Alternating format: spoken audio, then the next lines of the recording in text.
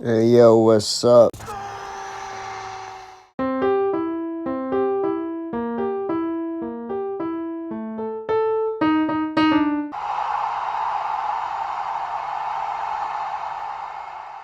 This is Soccer Shit.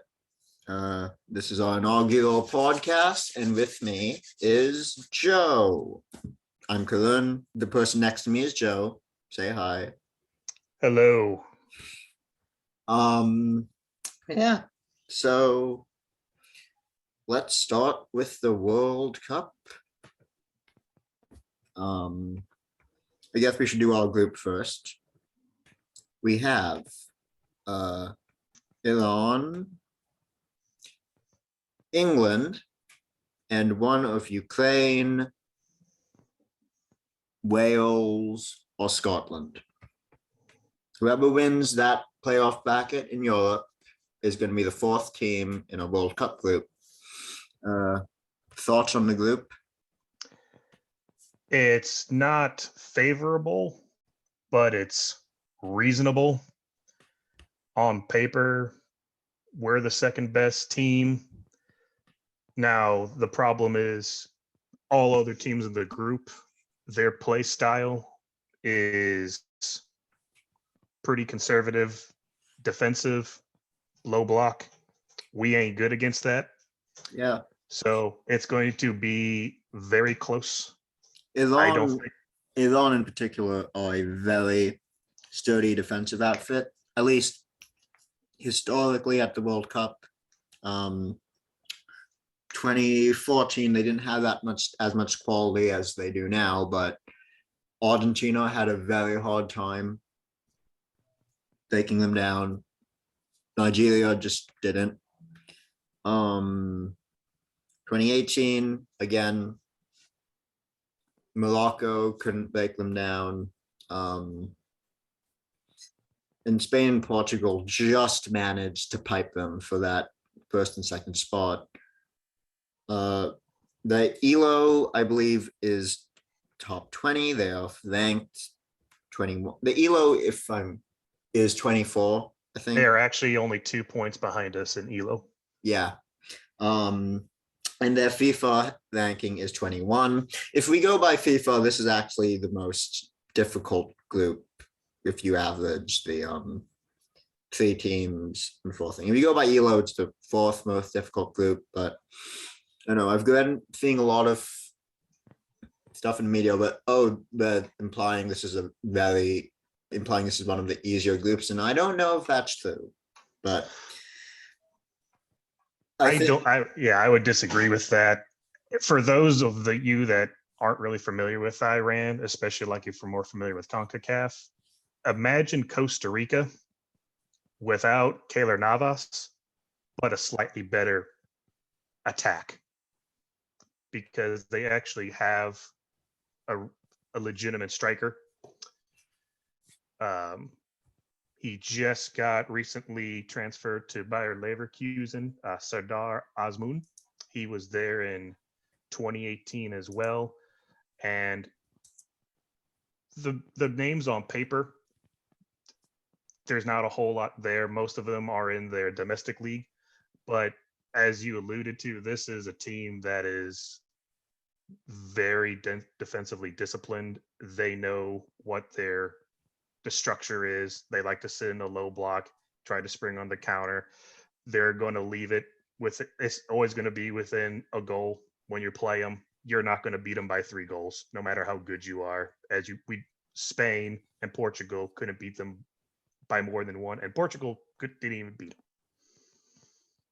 yeah, they conceded 4 goals in 10 games in the final round of qualifying. They got the most points of any team in that round of qualifying. They were the first to qualify. So that puts them, above teams like South Korea, Japan. These are decent teams that make the knockouts every other tournament and are usually a credible threat to teams like us. So you absolutely should not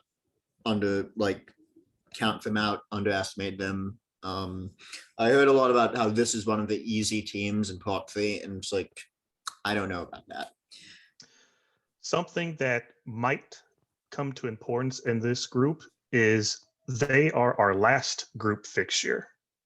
So that you would think that you would like England to be the last one, because usually you want the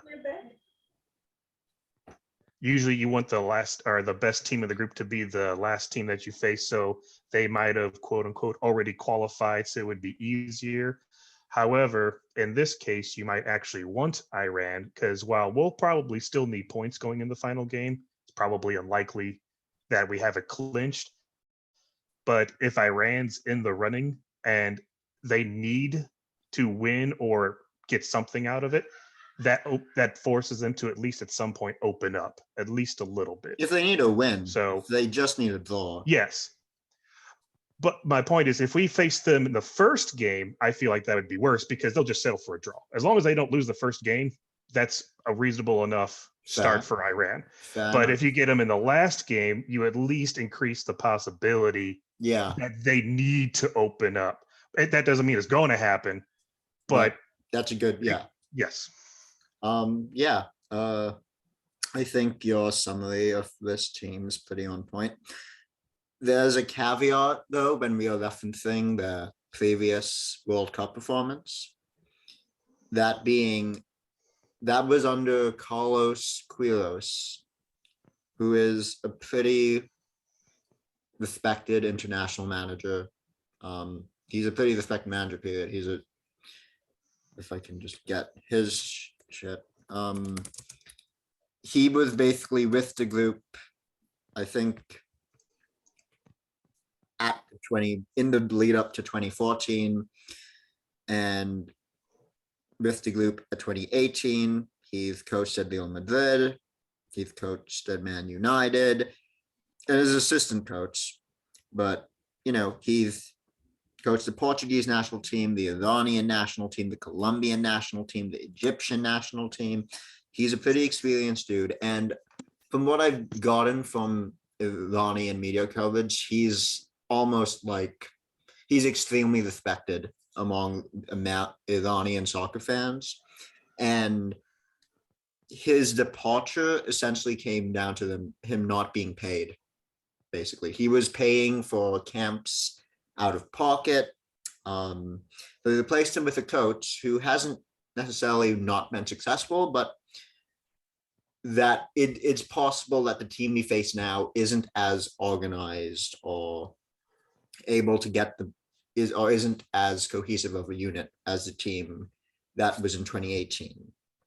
In addition to that turnover, they don't have a lot of returning players. From what I was able to get, they only really have 3. They got their starting goalkeeper, Ali Reza. He plays for Boavista. He is pretty legit. I would probably put him on par with Turner if I had to make a comparison. He's certainly not terrible. We have Sadar Azmoun from Bayer Leverkusen. He's coming back. He's their number 1 scoring threat. He has 40 goals total for Iran, so he's been doing it for a while. And they also have a midfielder and sometimes plays as a winger, Ali Reza Jahanbakish. He plays in the Dutch league. I'm probably going to mispronounce it, but Feyenoord, who's currently in 3rd place in the Dutch league. He is also he was the one who scored their PK versus Portugal in the 2018 World Cup. He's probably their 2nd biggest threat. So they do have some attacking power, but they don't have any other returning members from that 2018 squad, or at least none that started. So there's a lot of turnover, but they do have a lot of familiarity. They have at least 5 players playing on the same team in the domestic league. So at the very least, they're very comfortable with each other. It's kind of like US in 1994. We just played with each other and nobody else. So I would say that they're probably not quite as good in 2018, but considering it between Spain and Portugal, only 2 goals are scored against them, that's not exactly making it easy. Yeah. what was I? It's worth noting this is also in Asia, this World Cup. We've seen that teams tend to have some sort of home field advantage when they play in their region or continent or whatever. So Iran could be seen as a home team here. And as we saw last time with Russia, when you have a bunch of players who've played together for a while, who play in the same domestic league, you have favorable home optics or whatever, and you're a well-organized unit, you can turn heads and you can beat or advance past teams theoretically more talented than you. So I would not consider them a walkover. That was an interesting tweet I saw from one of their players, I believe. I don't know if you've seen this. The account that they tweeted this is Gol Bazan, which describes itself as Iranian football's first dedicated podcast. Figured I'd just shout them out. So Kareem on Salafard is that you probably know how to pronounce that better than I do. Don't But wish me any luck that I can't pronounce either. So so he said, after the World Cup draw, many fans expect us to advance. This is difficult. We are nowhere near England. In order yes, to have I can't remember who had sent it, but yes, I do remember that tweet. yeah, I don't know how telling that is, or if he's just trying to temper expectations. I don't know if we should read too much into that. what I'm find more interesting is not necessarily that. It's more we cannot let those whose job it is, Iranian Football Federation, in brackets, to support us off the hook, which implies there's some sort of beef with the federation. And that also was at play with Carlos Quiros's dismissal from the team. So there may be some internal rifts or whatever, though I'm not going to act like I'm an expert in that. But there's been a lot of, from just listening to that podcast I mentioned, there's a lot of dissatisfaction with the federation currently, which may or may not be notable or significant. In terms of their home field advantage, granted, this can be taken with a grain of salt. We don't even know if them playing in Qatar will even count as a home field. They actually played better on the road throughout qualifying than at home during qualifying. On the road, they had their highest score in games, which was a total of 3. They actually were able to pull that off twice. At home, they only scored more than 1 goal once out of 5 games. So don't know if that was just small sample size or if that's just a performance aspect. If there's problems with the federation, might have something to do with it. Maybe that's an extra key to it, but just a little bit interesting of a note for them. Also, out of their 4 goals allowed, 3 of them were from South Korea, and 2 of them were in that same South Korea in a game that didn't matter. Like this is a very defensively stout team. Yeah, I think that's really going to be the primary issue, but you've spoken to it already. But they're a good defense, and we haven't really proven we can break down well-organized defenses. But maybe they need a goal and they open up for us. But yeah, I guess, would you agree this is the most challenging opponent besides England of the 2 teams we theoretically will? It depends on what you mean by challenging. In terms of this will be the hardest in terms of what our expectations are. Obviously, England is the most talented group or team on paper, obviously. So, and for us to beat them I would say that would be a harder challenge. But in terms of, I'm going to assume it's going to be Wales for the purposes of this conversation. I feel like we might have an easier time against Wales and beating them than it would be to beat Iran. But again, the timeline of when we play them could also impact that. We're just going to have to wait and see how that third game plays out. If we beat Wales, that's a load off our shoulders Yeah. in that first game, because the likelihood of then us having to beat Iran is that much better. Yeah. Yeah, I think we did some good analysis of that. I guess on paper, we theoretically have a stronger team individually, at least. Sadar as Moon seems, at least I'm just going off Wikipedia. I don't know that much about him, but He was in the Zentis, the Russian league. Yeah. He just transferred over to Leverkusen. He hasn't really gotten a shot yet, but Okay. they wouldn't take him if he wasn't good enough to play for the team. So, Yeah. and he's their active leading scorer for Iran. So, Yeah. underestimate him at your risk is what I would say for him. At the club level, though, he's kind of, I mean, I don't know. Wikipedia is telling me he scored no goals yet. So maybe, I think he's like just transferred. He only has 4 appearances total, I Okay. think, for Leverkusen. yeah, So that's a very small sample size. Fair enough. You'd be better off going from his past. all right, fair enough. It would be nice if we had a 9. We could score goals reliably. I mean, that should be Sebastian Pifok. I mean, Sibachu or Pifok. Or Yeah. Pifok. Pifok. That theoretically should be Pifok because he scored a bunch of goals in Switzerland. He scored a bunch of goals in the European qualifiers. He scored 2 goals in 6 Champions League games. You would hope that he can do something similar to us as Iran's forwards, but I think that could be the big issue, especially against Iran, is like lacking a 9. Well, the problem with Iran is going to be you break down a low block with set pieces. We're not good at that either. Forget the 9. If you're going to break down a low block, set pieces really assists with that.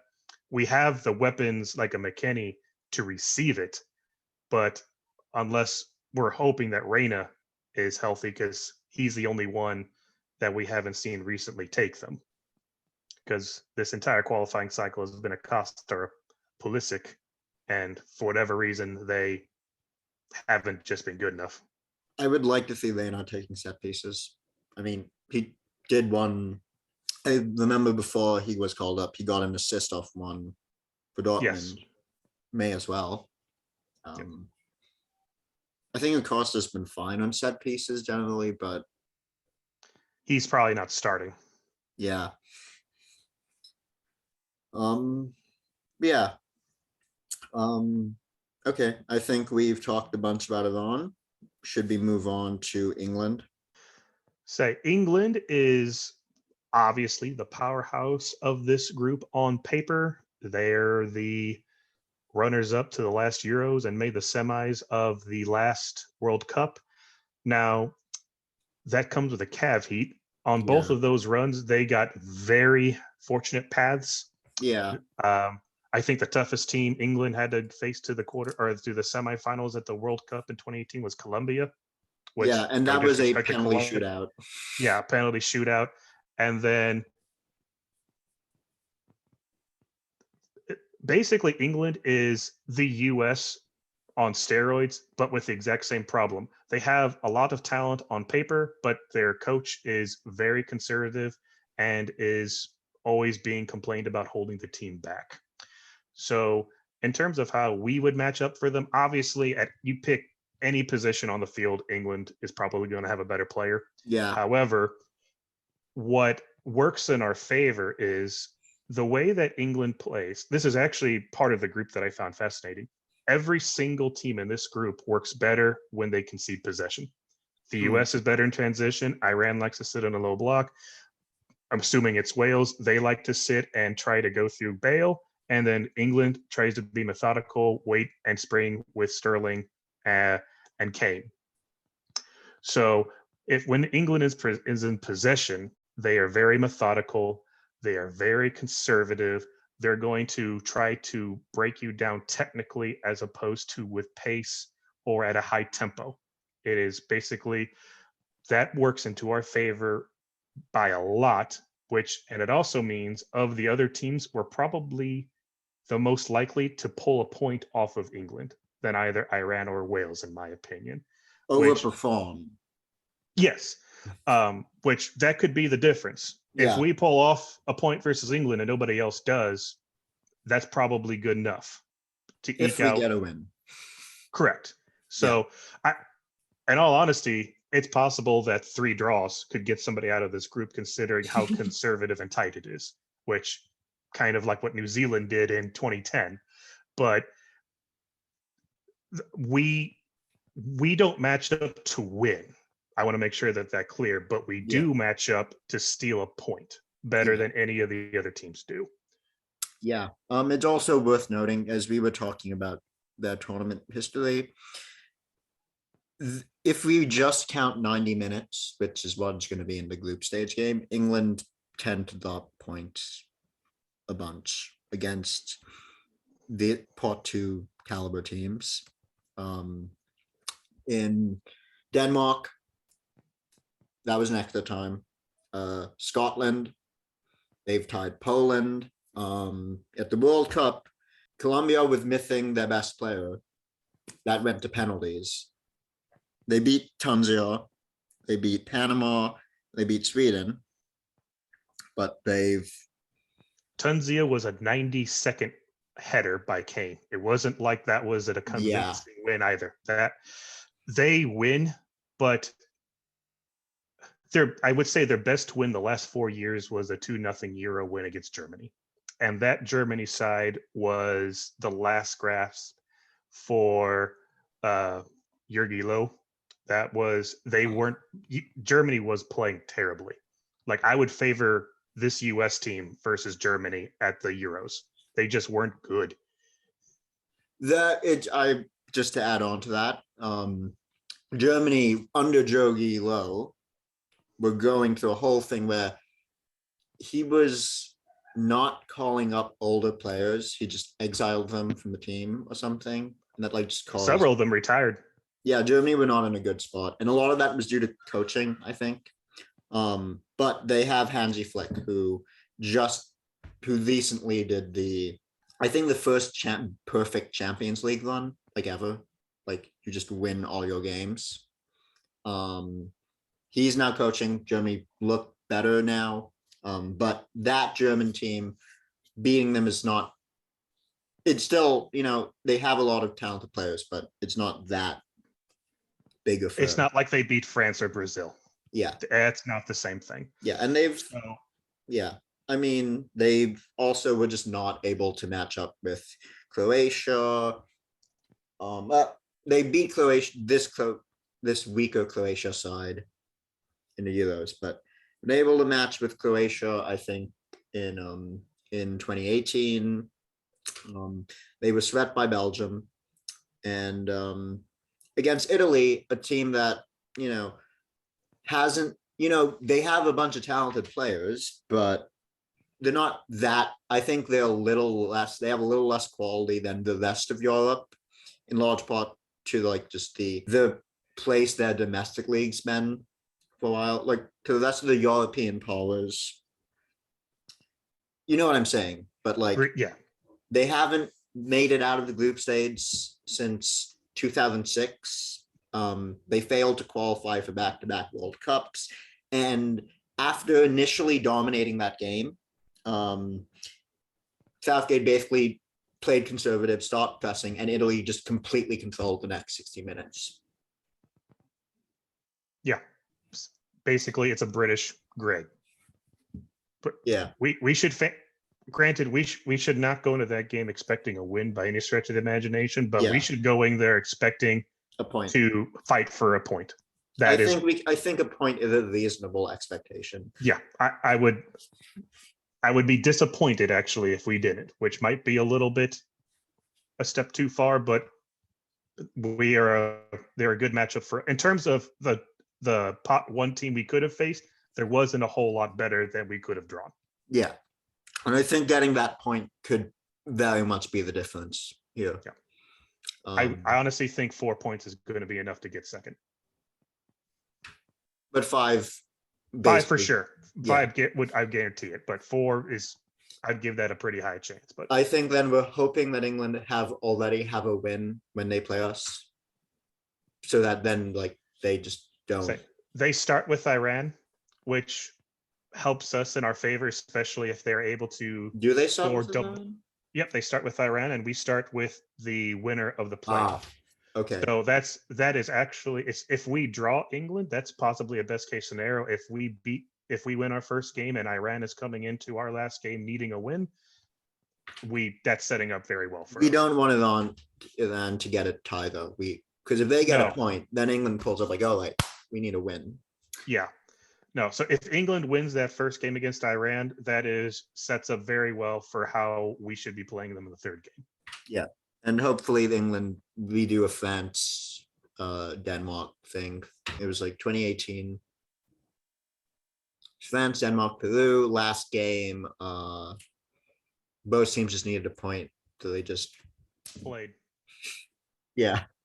I mean, all right, actually, is it better for us if England are trying to have like an impetus to go and attack us as opposed to sitting back? Like, I would rather them come at us because granted, we can get into this either this episode or a little bit later. I don't know who he's bringing in or who Greg is going to bring in for our back line. If it's Miles Robinson and Zimmerman, I don't want to try to pressure England. Yeah. Because between Mount, Sterling, and Kane, they are going to be over. One, Sterling's faster than Robinson, I think. Two, they are more technically sound than anybody they've ever played against. I feel like that's just a nightmare waiting to happen. Yeah. Our worst case with England has to be a loss by only a goal. This is going to be too close of a group to have. Like if you lose a game by multiple goals, you're done. If any team other than England loses any game by potentially more than 2 goals, you are really behind because this is going to be a very tight group. Yeah, we do not want to go into the Iran game where we need a win and Iran do not. On top of that, we don't want to try to make up goal differential versus Iran either. That is not going to work very well. Yeah, I agree. So we have now the 4th team in the group. You say it's likely going to be Wales, and I believe they are the highest ranked team. I'm not sure they're the most talented, honestly. They're favored because it's going to be at home to Wales. That's the biggest reason for their favorability. Okay, that makes sense. In terms of talent, granted, they will have arguably, depending on how much you rate him, he might be the best player on the field in Gareth Bale at any point in time versus anybody other than England. Yeah. But then they do have 2 good defenders that play for Tottenham Hotspurs. That is Joe Rodon and Ben Davies. They're perfectly good, but for all intents and purposes, and then they also have Daniel James, who plays for Leeds as a partner striker with Gareth Bale. But other than that, the vast majority of their team plays in the 3rd English division, not even in the championship. Really? Mm-hmm.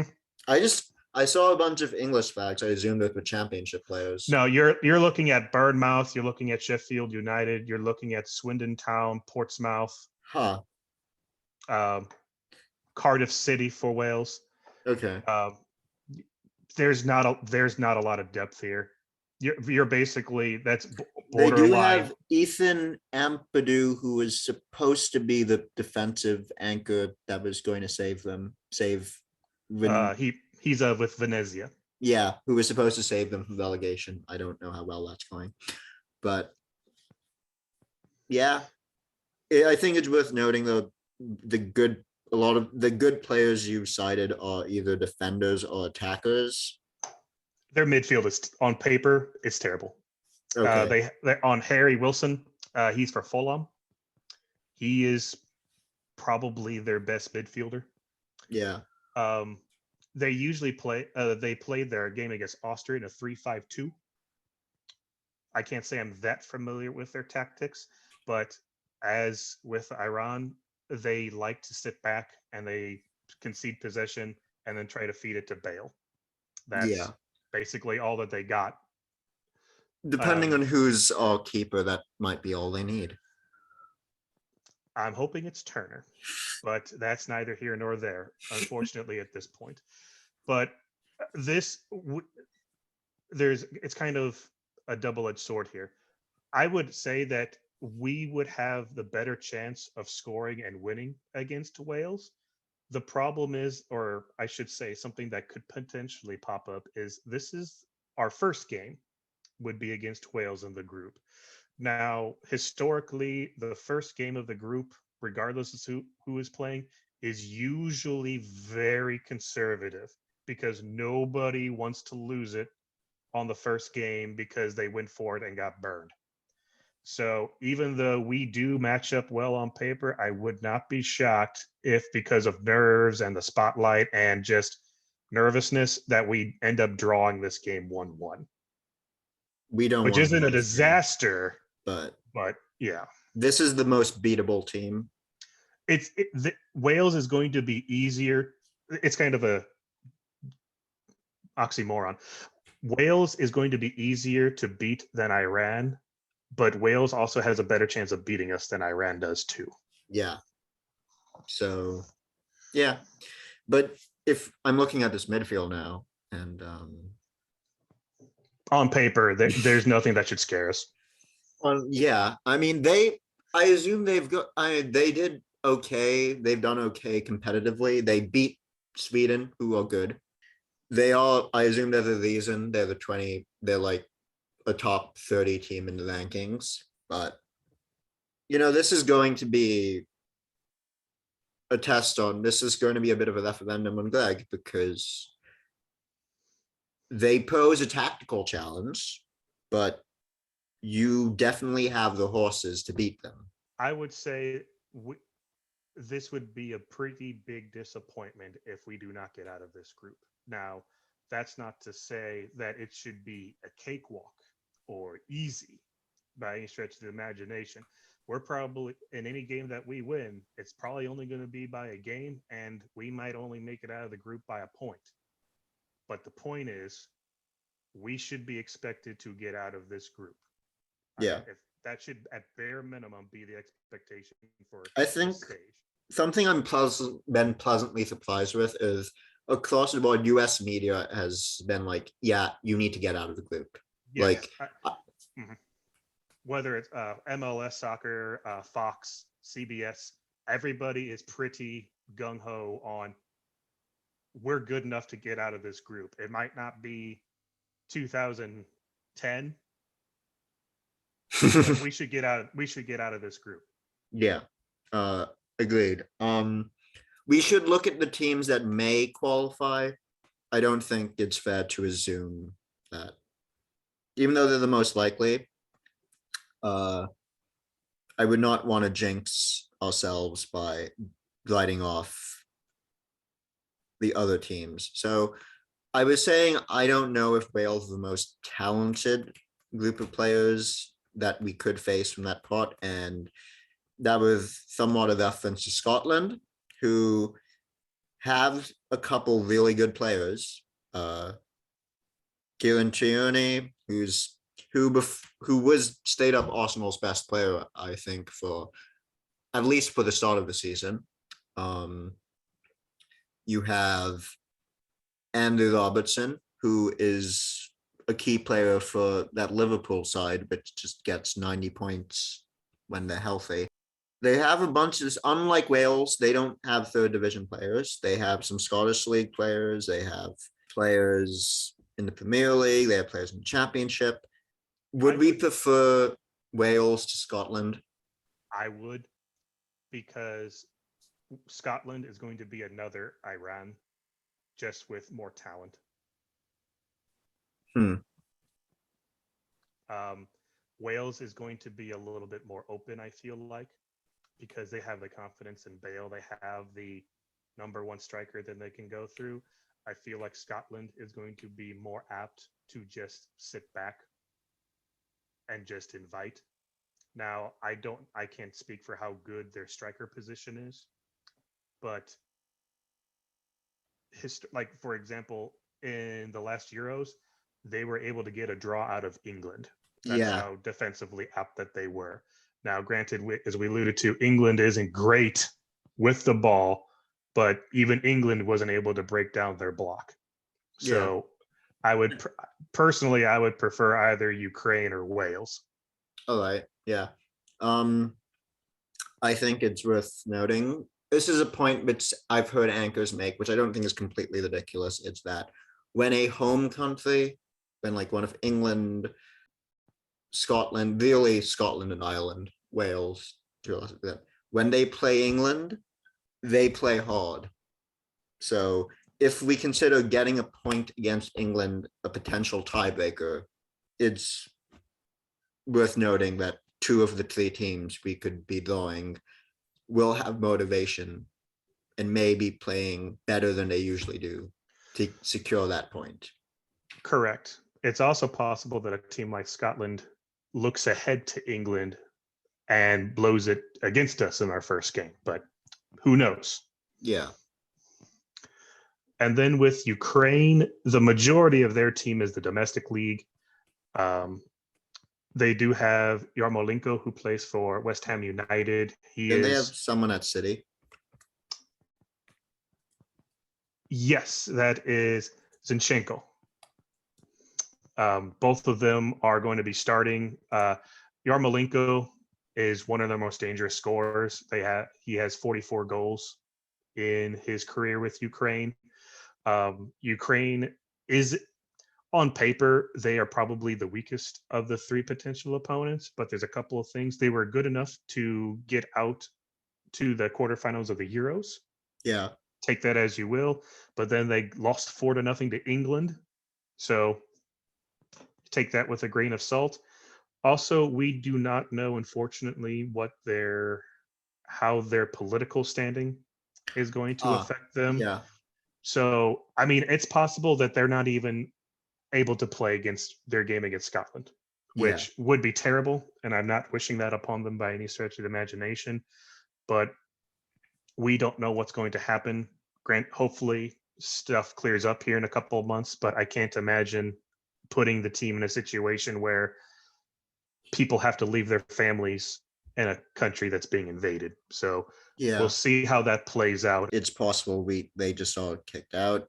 I think they aren't unable to field a team to try and qualify. But theoretically, if they were to make it, they play the most expansively of the teams we could face, don't they? Yes, if they do play the more open style as opposed to both Wales and Scotland. It's just, do you want to go against a team that has literally the world on its back? Yeah. I don't know. So we'll just have to wait and see on that, though. But currently, Wales is favored. And that's really comes down to one, not having to play the second game. They've already played that. Yeah. And then they have the final is going to be at home against whoever wins between Scotland and Ukraine. So yeah. Who do we want to get in the group? Wales? I would say Wales. Not to say that they're going to, again, no one's going to be easy, but I like our chances of winning against Wales or Ukraine than Scotland, if I had to take a pick over the three. Yeah, I think Ukraine and Wales are in a similar spot where they have some top end dudes, and then the depth is just not there. So I think we've covered the teams. What do you expect to, what is your like, what is like the median outcome for like this group? I What do you expect expect it to 4 or be? 5 points. If I had like right now, based on let's just for example, Greg brings the exact same lineup that he just brought, but for this last qualifying cycle, but he includes Dest, McKenney, and Aronson, assuming they're healthy. We would assume that they'd be back. I would expect 4 or 5 points from this group.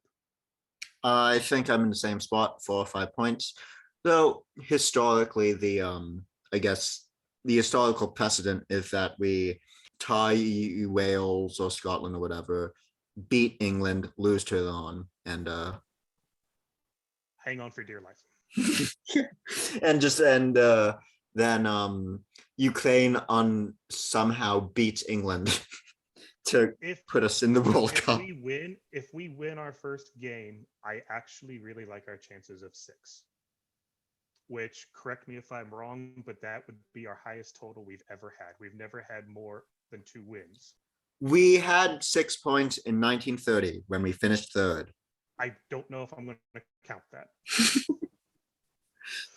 Yeah. In modern times, since 1990, we have not had more than 5 points. Yeah, we haven't, and we only got 5 points once, I believe.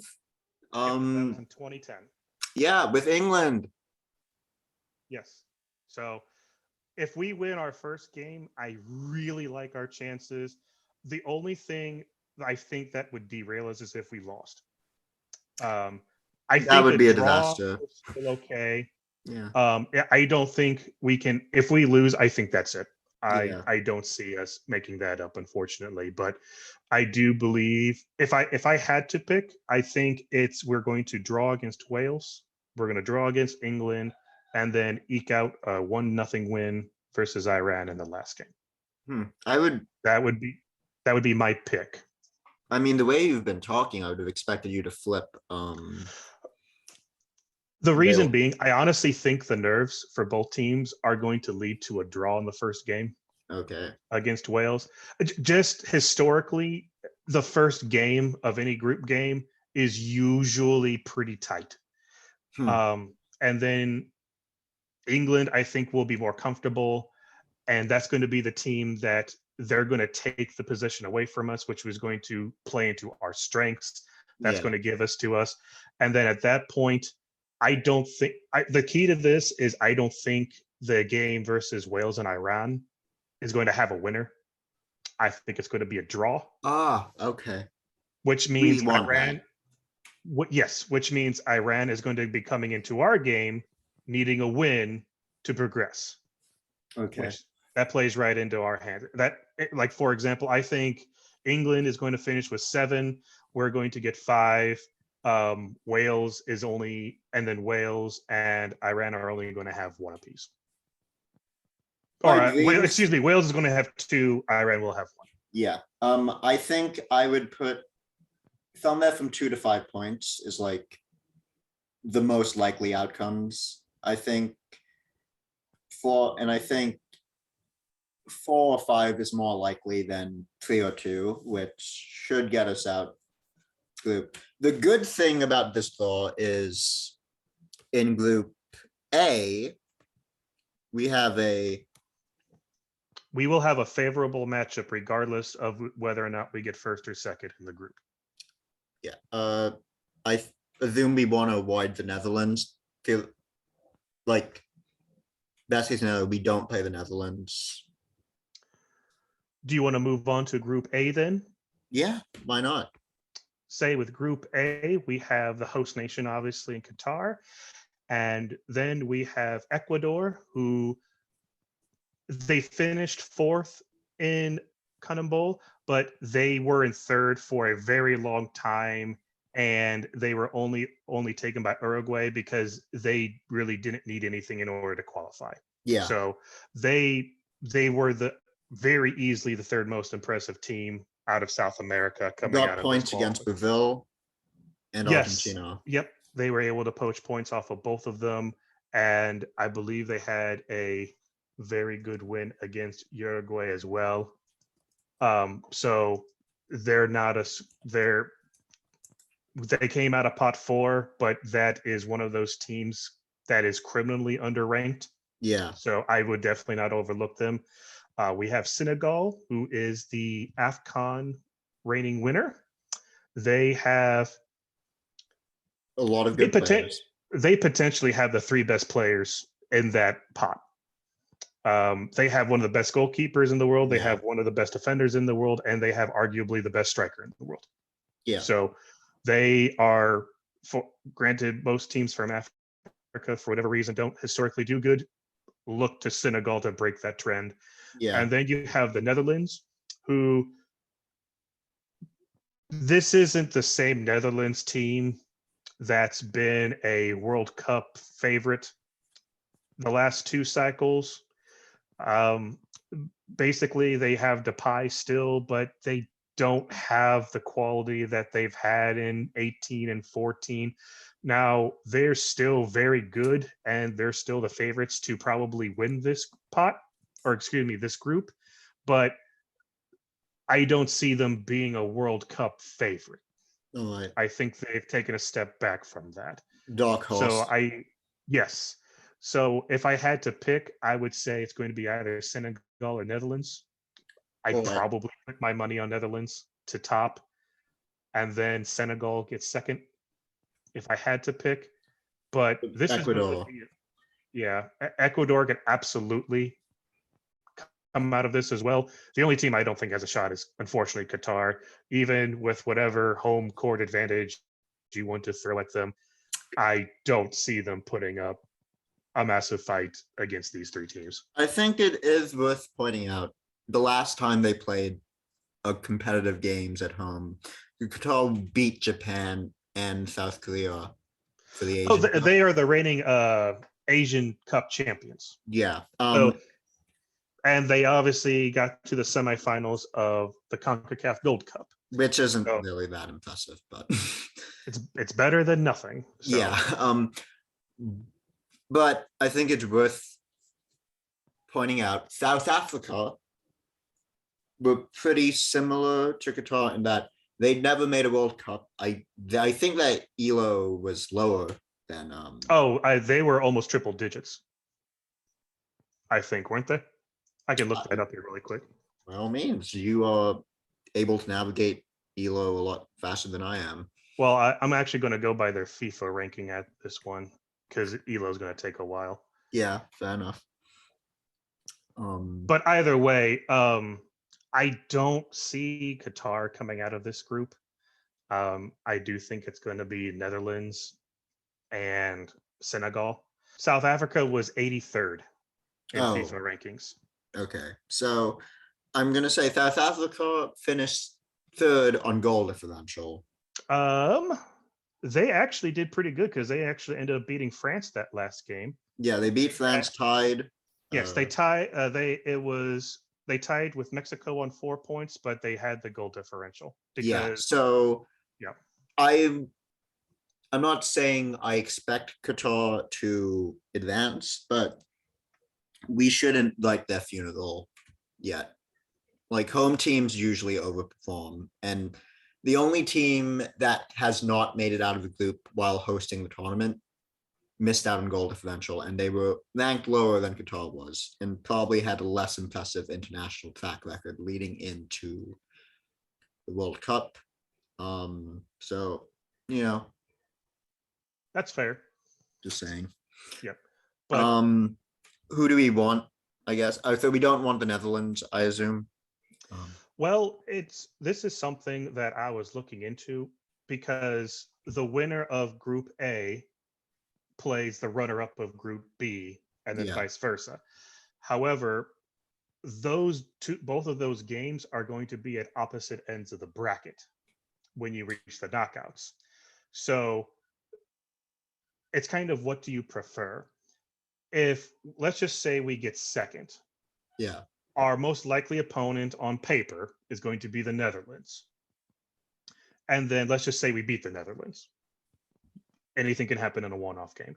Our Yeah. quarterfinal matchup is more likely going to be Argentina from Group C because they're favored to win that group. Yeah. Now, if we win Group B, which that is not an unreasonable shout out by Yeah. the That's way. possible. That's absolutely possible. We're probably going to go up against either Ecuador or Senegal, Yeah.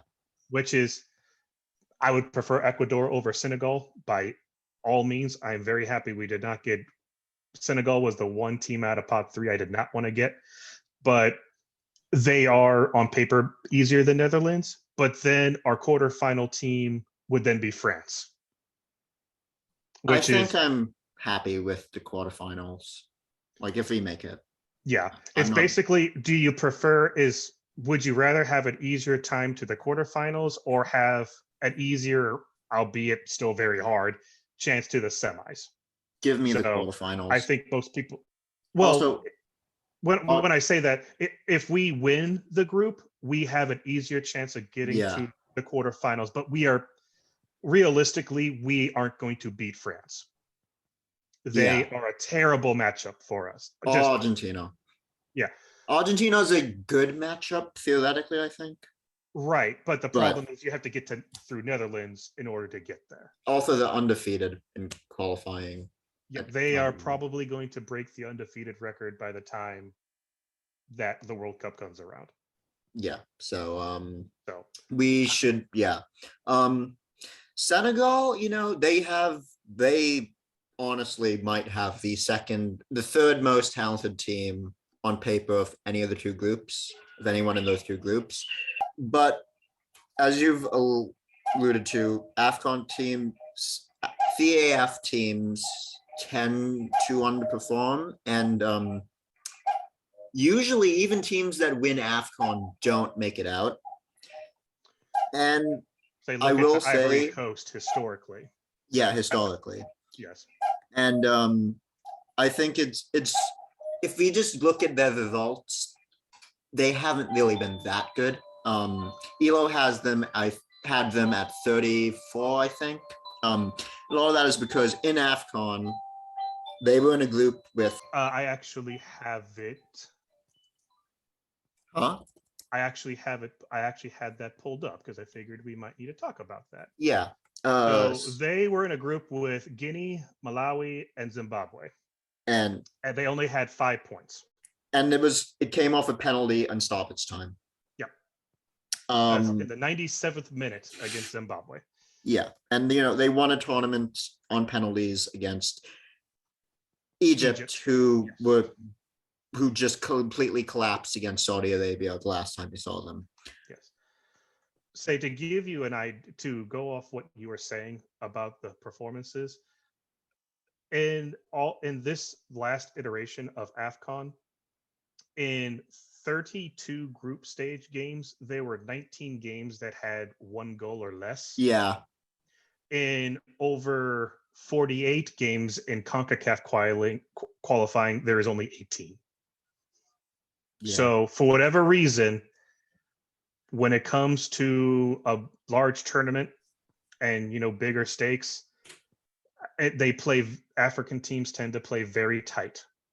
Yeah.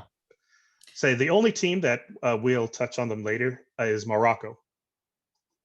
They were probably the most impressive team to come out of qualifying, but that comes with a caveat. We can come to them a little bit later on. But who do you see coming out of Group A, and who is potentially our knockout stage opponent? I want to say Senegal because of all their quality.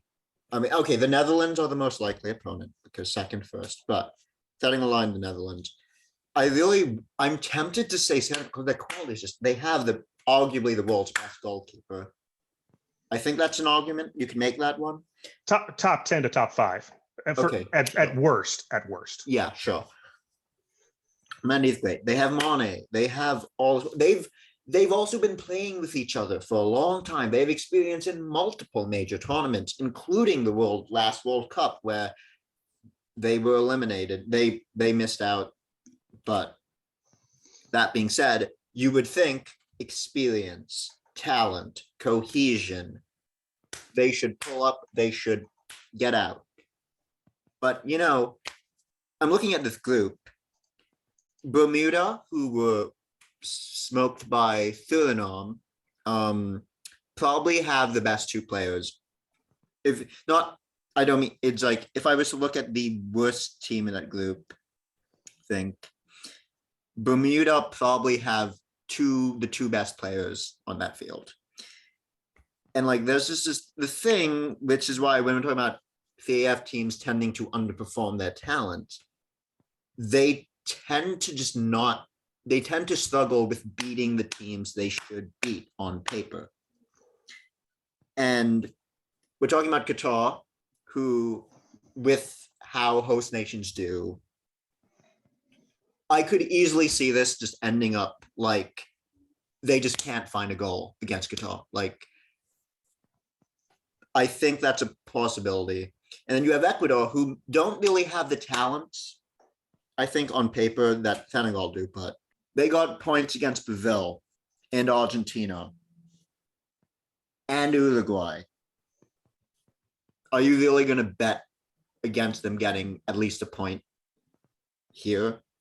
So to me, it's a toss-up between Ecuador and Senegal. I would prefer we got Ecuador because I think we match up better tactically. I think I would rather have Ecuador than Senegal. I really would not want to play Senegal. Yeah. It just, you just sound similar to Ghana in 2010, Yeah. That direct styles, it just does not. No, you have a goalkeeper that's better than Navas, and you have a striker that's better than Bale. That is a disaster for us waiting to happen. Yeah. But I would not assume Senegal are going to make it, which I think a lot of people have been doing. But I do think I think it's a toss-up between Senegal and Ecuador. It's like there's quality and there's the on paper experience and shit, and there's that ability to play better than some of your thoughts. And then I think Qatar may just completely be you may just walk them over. Like, oh, look, they almost took a 3-goal lead to El Salvador and they lost to the USC team. Or they might do what South Africa did and what Russia did to an extent, where they just play really well at home and become and take points off the teams that are supposed to destroy them. I think that group's kind of up for grabs. I don't think we should just assume we're going to play X team or Y team. I think we could end up playing anyone, and I'm hoping it's Ecuador, Qatar. Okay.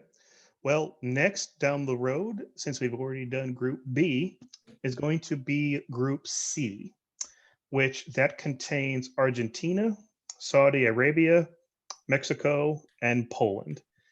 Now, on paper, Argentina should be favored to pretty cleanly come out of this group.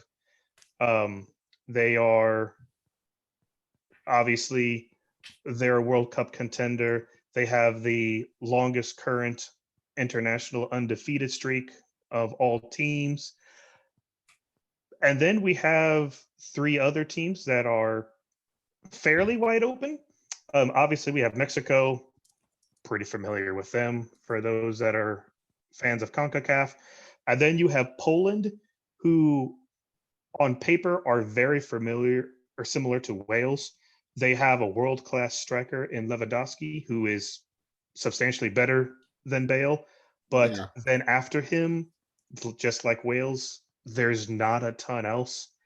And then on paper, the weakest team is Saudi Arabia, but just like with Iran, they did very good in their qualifying cycle. They did better than both Australia and Japan, who, say what you will of Australia, Japan is historically very good. They got out of the knockout rounds last time and almost beat Belgium.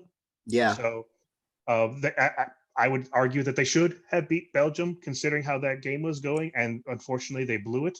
I would say you should win games with 2 goals up, but That's kind of, if you are good enough to reach the knockouts, you should be able to see out a 2-0 lead. yeah, I'll throw that, especially after the 60th minute. I I'll just will throw that say out there. they were pretty clobbered pretty heavily in the XG department. Yeah, but either way, if you have a 2-goal lead, Yeah, at that absolutely. point, you should see it out. But so there's a lot of intrigue in this group here then. Obviously, so I don't think I disagree that Argentina is going to win. Yeah, Okay. So basically, it all really in theory, it's going to come down to the first game versus Mexico and Poland. Now, Mexico they did not play well this qualifying cycle. They were arguably as bad as they were in 2013, which, if you remember, that didn't matter at all yeah. because then when they got to the 2014 World Cup, it was arguably the best team Mexico has ever fielded in terms of on the field play, I should say. Yeah. And they flat out were, up until the 89th minute, were deservedly beating Netherlands. I wouldn't say they would. I think Netherlands were the better team over the run of the. Oh, I would argue that the way, you know how we beat Spain in 2009? Yeah. The way that we managed the game, we deserved to beat the superior opponent. Netherlands is still a better team than Mexico, but Mexico played a better game. Yeah. That game. That would be what I would say. I think it was basically they were playing really well for the first 45 minutes, and then they took out what's his name? I should know he scored a memorable goal against us in the Geo. I know who you're talking about. I can't.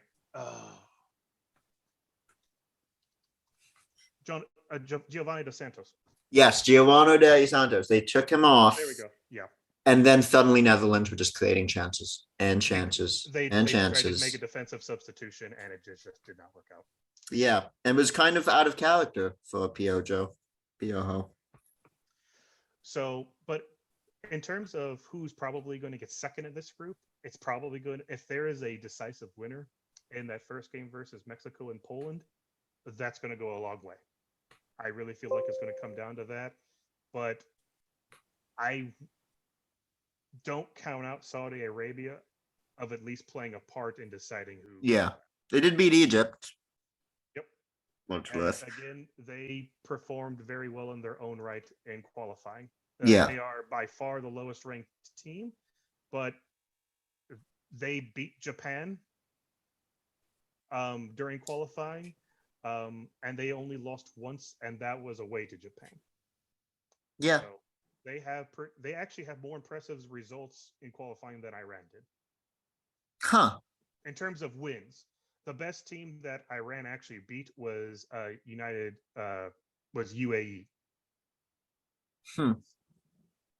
Okay. But, yeah, interesting. So overlook them at your own risk. Yeah. Also, Saudi Arabia seemed like if we go off CONCACAF qualifying, where Mexico usually struggle for some reason, Saudi Arabia seemed like the kind of team Mexico would struggle against. Yep.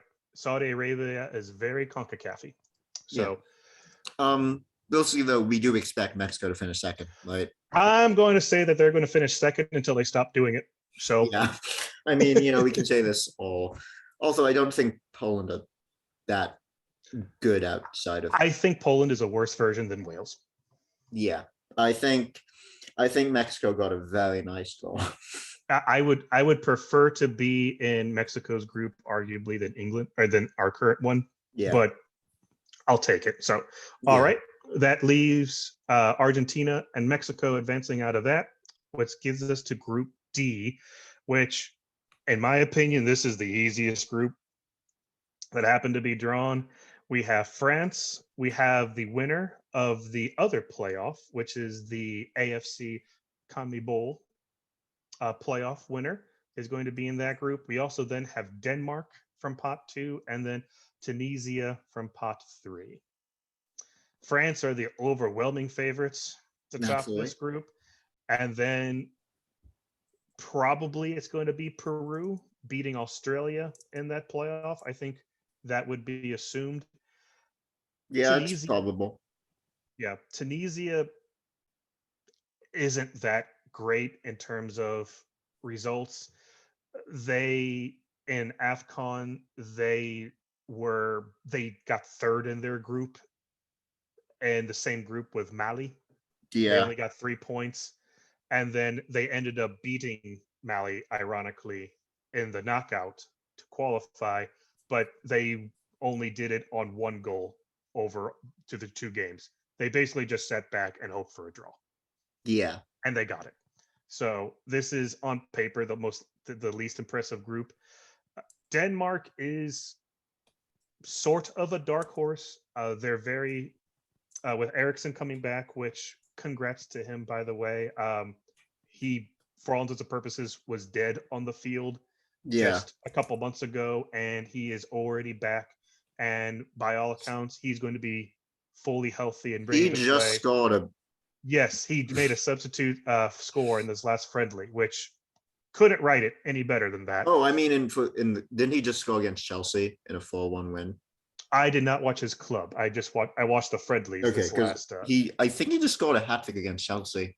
So So, but either way, that is good for Denmark. That is arguably their best player coming back at a time where they need him most. yeah, I think Denmark takes second in this group. I think so too. So I don't think, unless you see something otherwise, I think this is the most straightforward group that we have. I think Peru should not be discounted completely. Um, they beat Colombia away. They got some decent qualifying results. But yeah, I agree.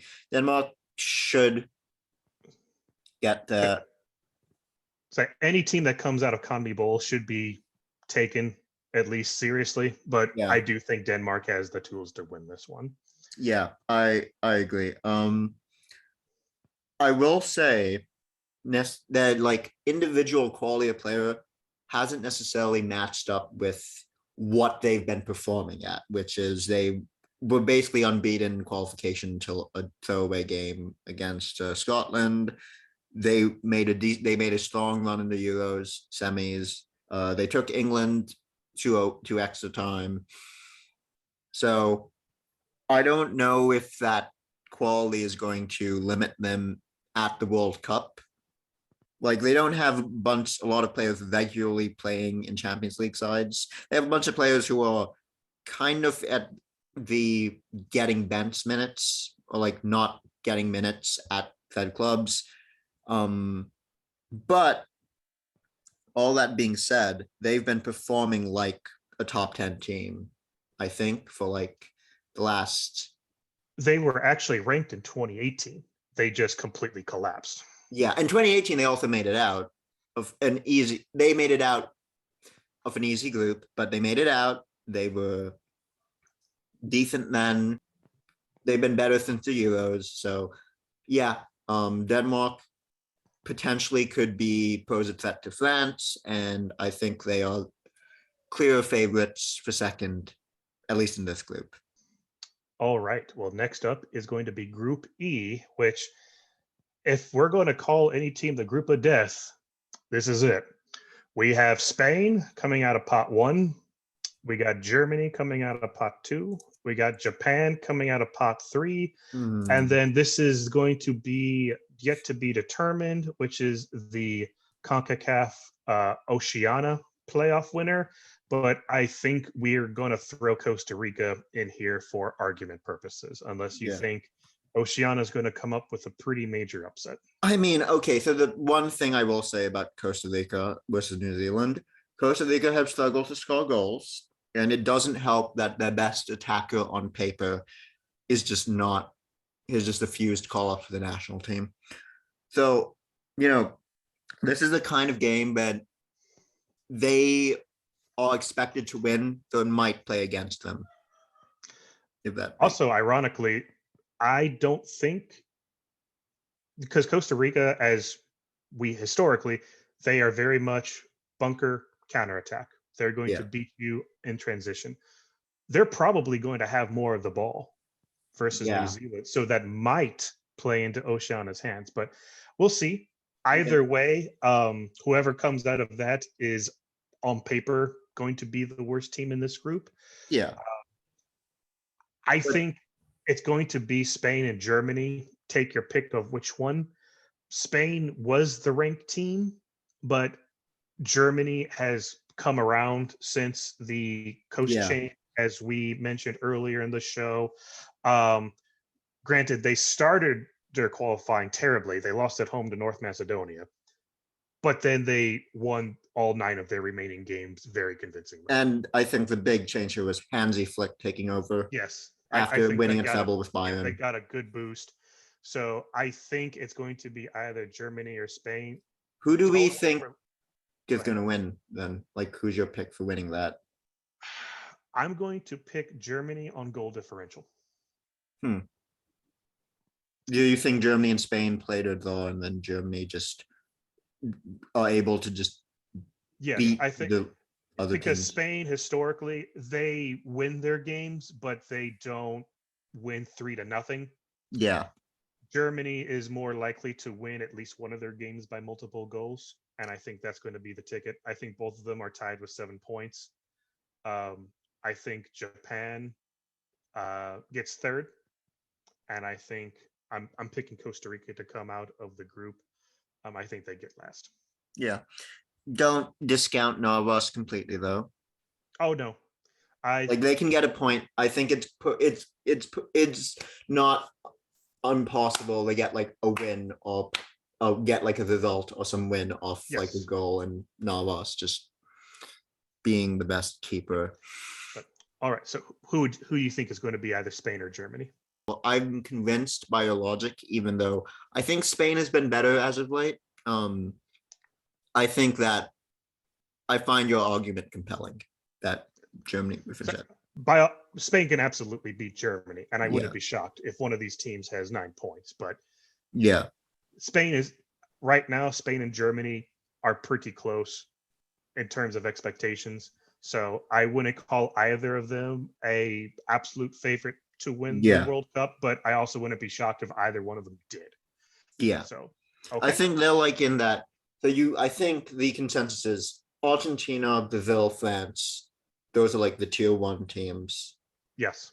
And then you Germany, have Spain, England. Yeah, Germany, Spain, England. And then below that which actually leads us into Group F, is going to be Belgium, which is from pot 1. Is Belgium really below Spain and Germany? What was the last rankings here? I think they're third. Belgium They're is like second in FIFA. Okay, I think ELO has them like third or They are fourth in ELO. They are 30 points ahead of Spain and ELO. Spain, for people that are listening or going to be listening, ELO has Brazil, France, Argentina, Belgium, Spain, England, Italy, Portugal, Germany, Netherlands. Yeah. So, and then for the rest of Group E, then it's Belgium, our friendly neighbor, or excuse me, Group F, excuse me. It's our friendly neighbors to the north in Canada, the last CONCACAF team, Morocco and Croatia. A pretty exciting group. Yeah. All things considered. Also a lot of talent. You have like Kevin De Bruyne, you have Alphonso Davies, and you have Luka from Croatia. Yeah. So we have some top tier talent coming out of this one. Don't forget Jonathan David. That is true. He is probably right now, he's the most informed striker of anybody in that group. I don't know how that's going to come November, but I think this is probably going to, if you had any person that's never watched soccer, I would advise them to watch this group because I think it's going to be high scoring, exciting, and I'm kind of curious on how you think this is going to shape out here. Well, I guess from the Canadian perspective here, this is the model. The best case scenario is just they are like the souped up Costa Rica of 2014. They sit back, they absorb, they counter with pace, score goals, get out, win the group. I don't know, whatever. They just Costa Rica the shit out of this thing. I don't know how well their dominance in CONCACAF will translate, but I do think how they've played, specifically against the US and Mexico, with Davies on the field, gives them a good chance, gives them a shot at advancing, I think.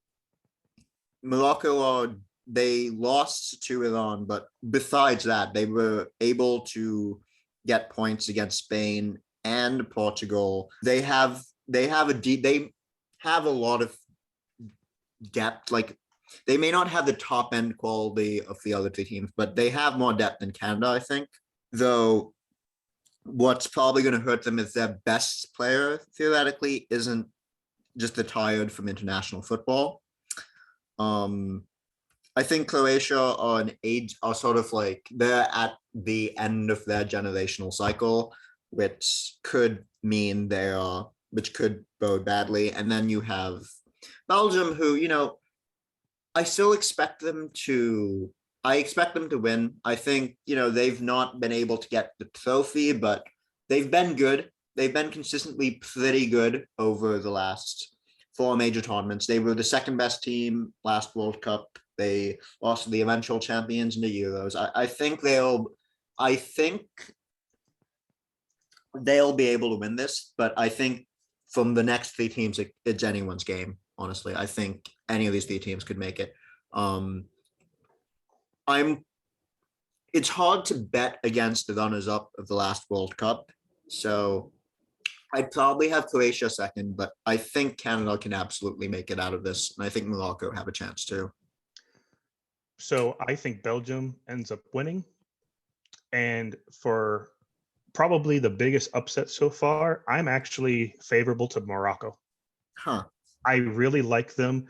Of all the African teams, they've had some pretty good results. They won their group in AFCON, and they lost to Egypt in the quarterfinals 2-1.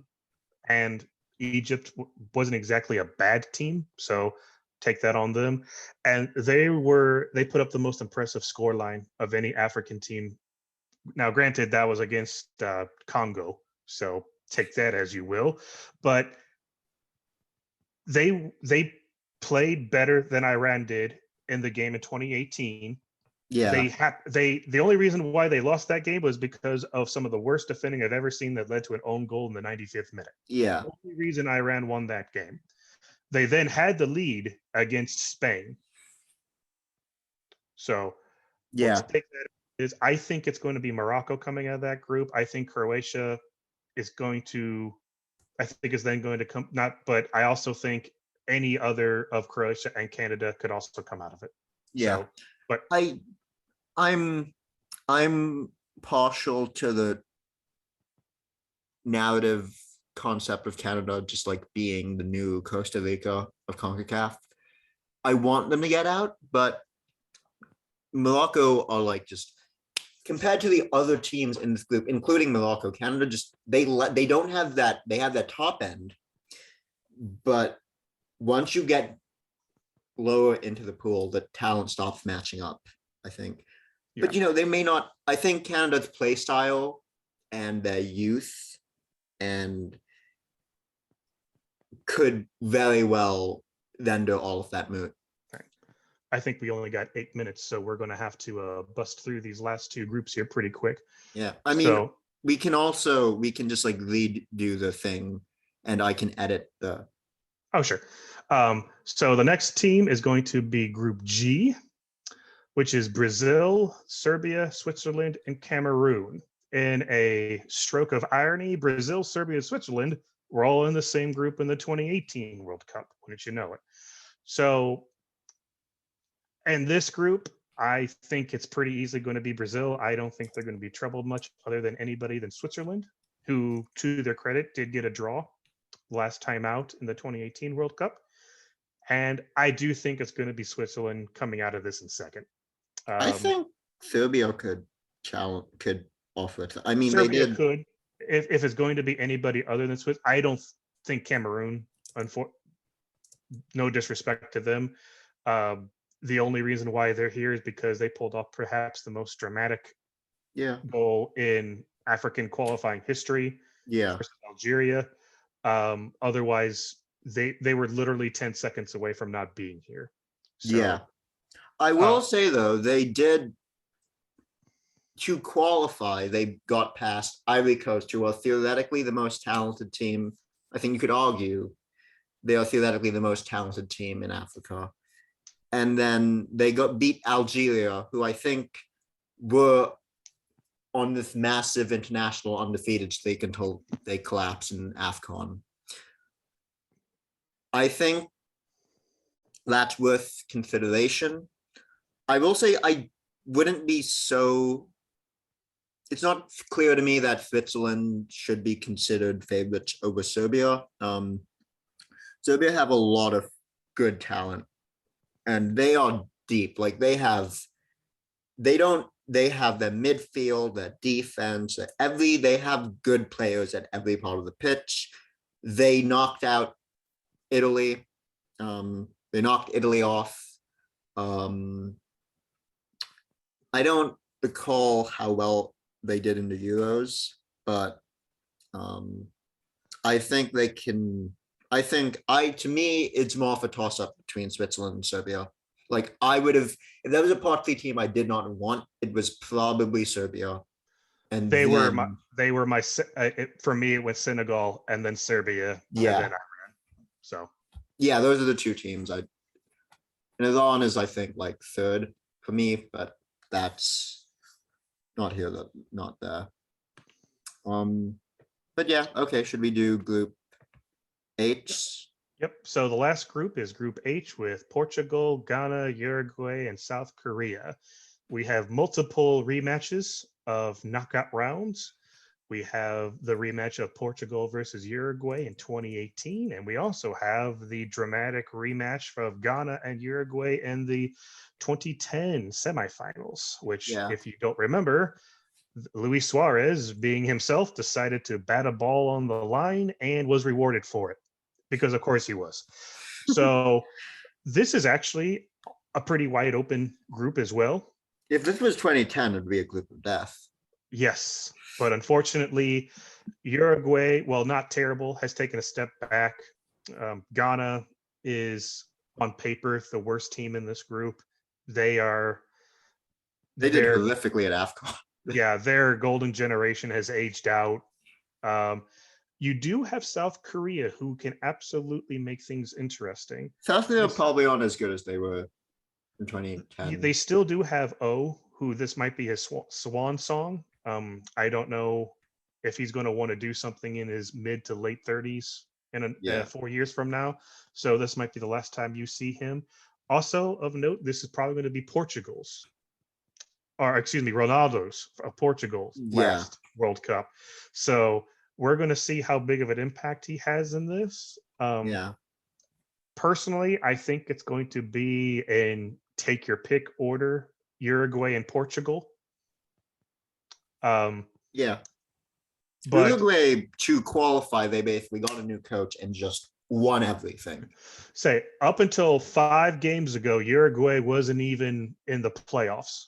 Yeah. So they pulled off a pretty good streak to end qualifying. They actually passed Ecuador. Yeah. But Luis Suarez is still there, very dangerous still, even in his, I think he's 34, 33. Yeah. But he's still playing at a reasonably high level. So I would pick both Portugal and Uruguay. Yeah, I think I agree. It's them. I think South Korea probably poses the. Actually, I don't even. I'm not sure who I think South Korea poses the biggest threat, but Ghana has a history of just being annoying to bigger teams. I mean, even here, they went out in the group stage of AFCON, and then they beat Nigeria, who are probably the closest equivalent, the African, the CAF. I don't know how. I do not remember how you say the full thing, but CAFs, like they are the closest CAF probably has to a US or Confederation of Mexico. African Football. Confederation of African Football has to a US or Mexico. I wouldn't completely dismiss Ghana as being capable of, especially because there's going to be some historical motivation here, which could have them playing out of their minds in certain games. Yeah. Actually, that also applies to South Korea because they also were knocked out by Uruguay. Yep. And Portugal were knocked out by Uruguay. Like, I don't know, maybe Uruguay just get. Once they get here, they do good. Yes, they do. It's hard to bet against them.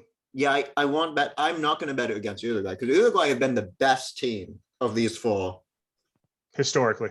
Yeah, Yes. and even recently, like, so yeah, I agree with you. I think that's that. And I guess last thing, who do we think is going to win the World Cup? I think it's going to be Brazil. I'm going to be boring. I'm going to pick chalk. I think it's going to be Brazil and France. And for the first time in decades, I think it's going to be a repeat with France beating Brazil. Yeah. Do we make anything of that dubious history of World Cup champions in group stages? Let me put it this way. This would be the worst example of that if France doesn't come out of that group. That'd be worse than Germany in 2018. Yeah. Yeah, I think I'm going to go with Brazil because they almost went perfect in qualifying. They have talent and they're Brazil. You don't bet against Brazil. Okay. Yeah. Yeah. Okay, cool. Great podcast. We have less than 1 minute, so I think we'll end it here.